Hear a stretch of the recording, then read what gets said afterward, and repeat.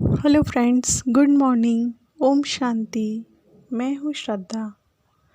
आज आपके लिए फिर एक नई मोटिवेशनल इंस्पिरेशनल स्टोरी लेकर, एक पॉजिटिव स्टोरी लेकर, एक माइंड चेंजिंग स्टोरी लेकर, एक लाइफ चेंजिंग स्टोरी लेकर, जिससे आपके लाइफ में पॉजिटिविटी और चेंजेस आ सके।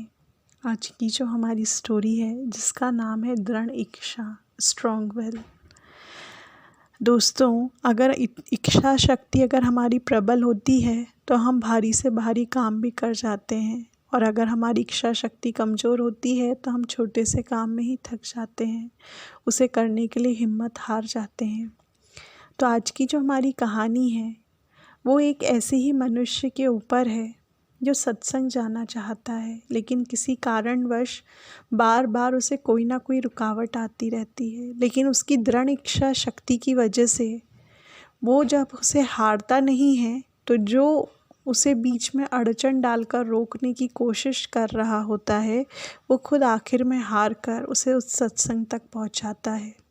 तो अगर हमारी इच्छा शक्ति यदि दृढ़ है तो हमारा कोई भी काम रुक नहीं सकता। फिर परमात्मा भी उसके लिए हमें मदद करने लग जाते हैं। और आपने ये बात तो सुनी होगी कि जब भी कोई हम अच्छा कार्य करने जाते हैं, रुकावट तो आती ही है। तो दोस्तों, अगर आपने इच्छा आपकी मजबूत कर रखी है, दृढ़ता पूर्वक अगर आपने काम को करने की ठान रखी है, तो वो काम होना निश्चित है। अगर किसी बच्चे ने ये चीज़ सोच रखी है कि मुझे 90% मार्क्स लाने हैं या मुझे क्लास में टॉप करना है, तो ऐसा हो ही नहीं सकता कि उसकी चाहने से या उसकी मेहनत करने के बाद भी उसे उसका फल ना मिले। वो सिर्फ सोच कर के अगर सपने ही देखते रहेगा तो उससे भी उसका फल नहीं मिलेगा। लेकिन अगर उसने ये दृढ़ प्रतिज्ञा कर रखी है, दृढ़ इच्छा रख रखी है कि मैं ही इस बार क्लास में टॉप करूँगा, चाहे जो हो जाए, और मुझे उसके लिए कितनी भी मेहनत करना पड़े, तो मेहनत का फल उसे उसका रंग लेकर आएगा। तो आज की स्टोरी की शुरुआत करने के पहले, अगर आपने मेरे चैनल को सब्सक्राइब नहीं किया है तो प्लीज़ इसे सब्सक्राइब करें। मेरा चैनल जो यूट्यूब पे है वो इंस्पिरेशनल स्टोरीज़ के नाम से है, आप इसे जाकर के सब्सक्राइब कर सकते हैं।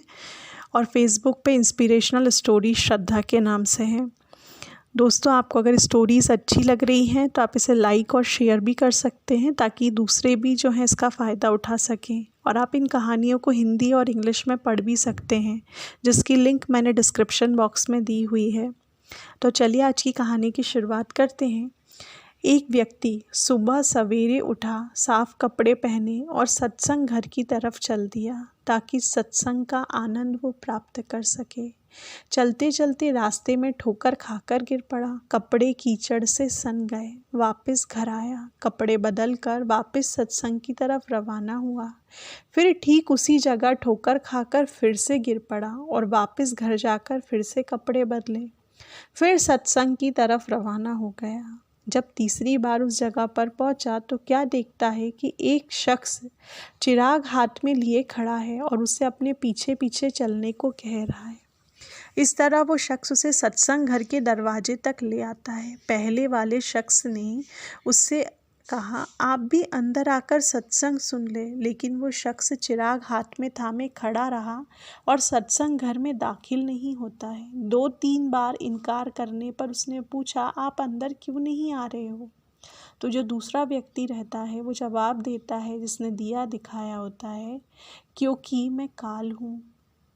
यह सुनकर पहले वाला जो व्यक्ति है वो हैरत से ठन्न रह जाता है। काल ने अपनी बात जारी रखते हुए कहा, मैं ही था जिसने आपको ज़मीन पर गिराया था। जब आपने घर जाकर कपड़े बदले और दोबारा सत्संग घर की तरफ रवाना हुए तो भगवान ने आपके सारे पाप क्षमा कर दिए। जब मैंने आपको दूसरी बार गिराया और आपने घर जाकर फिर कपड़े बदले और दोबारा जाने लगे तो भगवान ने आपके पूरे परिवार के गुनाह क्षमा कर दिए। अब मैं डर गया कि अगर अब की बार मैंने आपको गिराया और फिर से कपड़े बदल कर आप चल दिए तो ऐसा ना हो कि आपके सारे गांव के लोगों के पाप परमात्मा क्षमा कर दे। इसलिए मैं यहाँ खुद आपको पहुँचाने आया हूँ। अब हम देखें कि उस शख्स ने 2 बार गिरने के बाद भी हिम्मत नहीं हारी और तीसरी बार फिर पहुँच गया। एक हम हैं, यदि हमारे घर पर कोई मेहमान आ जाए या कोई काम आ जाए तो उसके लिए हम हमारी पूजा पाठ, हमारा सत्संग, हमारा धर्म ध्यान, मेडिटेशन, भजन जाप सब कुछ छोड़ देते हैं। क्यों? क्योंकि हम जीव अपने भगवान से ज़्यादा दुनिया के व्यक्तियों को, रिश्तेदारों को, चीज़ों को ज़्यादा प्यार करते हैं, उनसे ज़्यादा मोह रखते हैं। इसके विपरीत वो शख्स 2 बार कीचड़ में गिरने के बाद भी तीसरी बार फिर घर जाकर कपड़े बदलकर सत्संग चला गया। क्यों? क्योंकि उसे अपने दिल में भगवान के लिए बहुत प्यार था। वह किसकी श्रीमत पर, किसी कीमत पर भी अपनी बंदगी का नियम टूटने नहीं देना चाहता था। इसलिए काल ने स्वयं उस शख्स को मंजिल तक पहुंचाया जिसने कि 2 बार कीचड़ में गिराया और मालिक की बंदगी में रुकावट डाल रहा था, बाधा पहुंचा रहा था।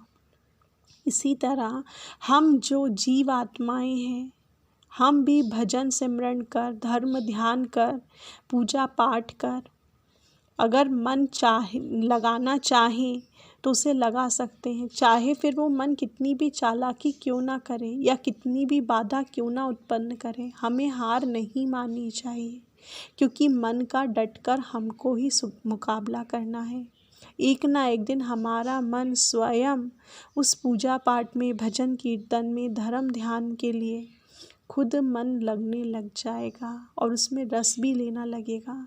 लेकिन क्योंकि हमें उसकी आदत नहीं है, हमें दुनिया में ज़्यादा मोह है और उसकी आदत है, इसलिए हमारा मन जो है इन सब अच्छी बातों से भागता है। बस हमें ही हिम्मत नहीं हारनी चाहिए और ना ही किसी काम के लिए भजन सिमरन में ढीला होना देना है। वह मालिक आप ही हमारे काम सिद्ध और सफल करेंगे। जब हम परमात्मा को सच्चे दिल से याद करते हैं और कोई मुसीबत ऐसे आने वाली भी होती है तो परमात्मा उस मुसीबत को टाल देते हैं और वो खुद हमारी मदद करने के लिए आ जाते हैं। इसीलिए हमें भी मन से हार नहीं माननी चाहिए और निरंतर अभ्यास करते रहना चाहिए। एक दिन वो ज़रूर आएगा जब आपका मन उस परमात्मा के प्यार में लग जाएगा और उस परमात्मा के लिए आपका समय निकालना आसान हो जाएगा। फिर आपको परिवार वाले उतना उस समय याद नहीं आएंगे, उस समय आपको सिर्फ़ और सिर्फ वो परमात्मा ही याद आएगा। तो परमात्मा के कार्य में रिश्तेदारों को, चीज़ों को, व्यक्ति को, खाने पीने को बीच में ना लाने दें। जो समय आपने बांध रखा है उस परमात्मा का, वो सिर्फ उसके लिए ही दें। किसी दूसरे को उस टाइम में एडजस्ट नहीं करें, क्योंकि वो भी हमारा इंतज़ार करता है कि कब सुबह होगी तो मेरे बच्चे मुझे याद करेंगे। जब हम सुबह उसे याद नहीं करते तो वो उसके बाद हमारी रास्ता देखता है। हम तब भी याद नहीं करते तो हमारे काम कंप्लीट होने के बाद भी देखता है, तब भी हम उसे याद नहीं करते। शाम के समय वो दिया बत्ती के समय हमारी रास्ता देखता है। अगर हम तब भी उसे याद नहीं करते तो वो सोचता है सोने के पहले तो मुझे ज़रूर याद करेंगे। इसीलिए उस परमात्मा को ज़रूर अपने दिल भर का हाल चाल सुनाएं। जो भी गलतियां हुई है उसके लिए माफ़ी मांगें और जो भी उसने आपको दिन भर मदद करी है उसके लिए उसे धन्यवाद दीजिए।